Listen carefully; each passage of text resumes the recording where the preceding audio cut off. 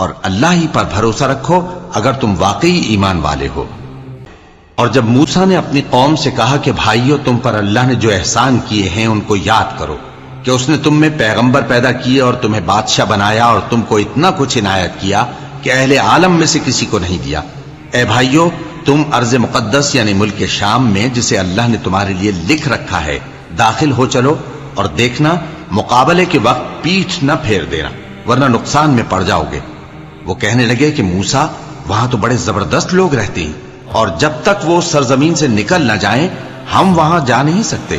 ہاں، اگر وہ وہاں سے نکل جائیں تو ہم جا داخل ہوں گے۔